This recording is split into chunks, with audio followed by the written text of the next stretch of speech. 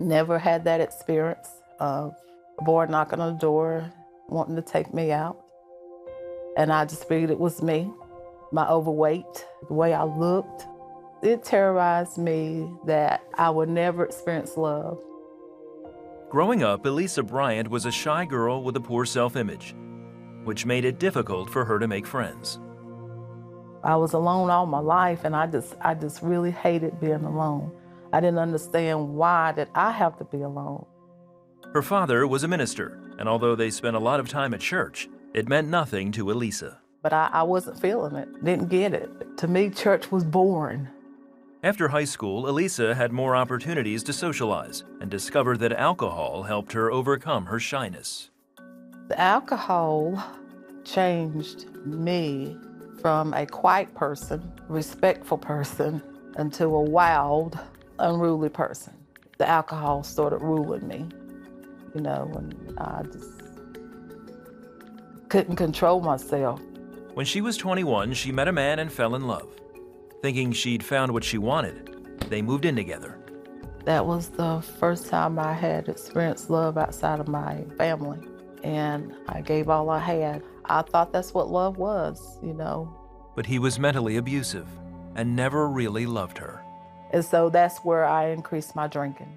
I'd walk to the store, get me some beer, get cigarettes, drink myself to a stupor, cry. After 5 years, she'd had enough and she moved out. Her self-image problems resurfaced. To deal with the growing emotional pain, Elisa tried crack. It took me to a numb place where the alcohol really didn't. I didn't want to feel no pain anymore.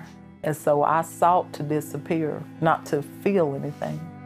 And that's what the crack did. Alcohol and crack consumed every part of Elisa's life for the next 18 years.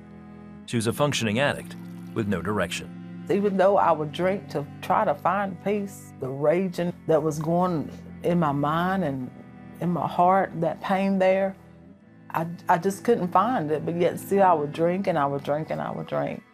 At 46, Elisa wasn't eating regularly and her body was wasting away. A cousin convinced her to check into a hospital for help, but Elisa had no desire to keep living. I went to the hospital to die, I really did. I didn't go there to come back home. I didn't think there was anything that the doctors could do, that I was just gonna die. I had no hope whatsoever. Doctors discovered Elisa's kidneys were shutting down. They began dialysis and flushed her system of drugs. Starting to think clearly for the first time in decades, Elisa thought back on her father's sermons about Jesus, and she found a glimmer of hope.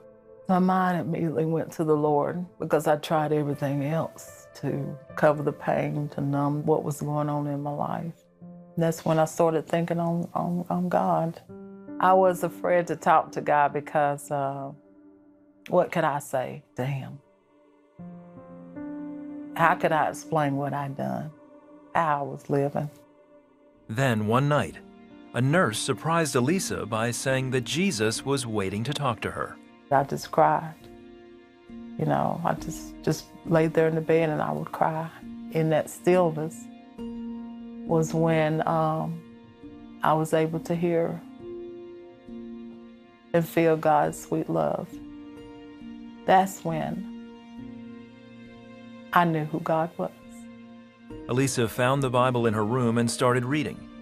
She stayed in the hospital another 25 days, reading her Bible and recovering. That Sunday, I went to church. And that's when I verbally opened up my mouth. And I said, yes, Lord, and confessed my sins and that he'd saved me.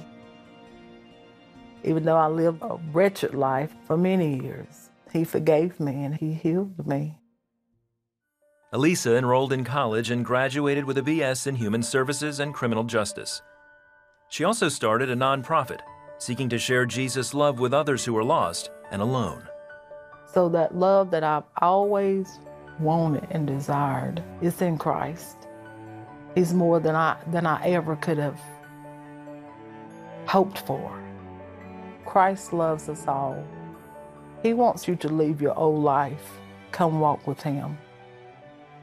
No matter what that life consists of, drugs, alcohol, gambling, lying, whatever it is, it's not too much for Christ to heal.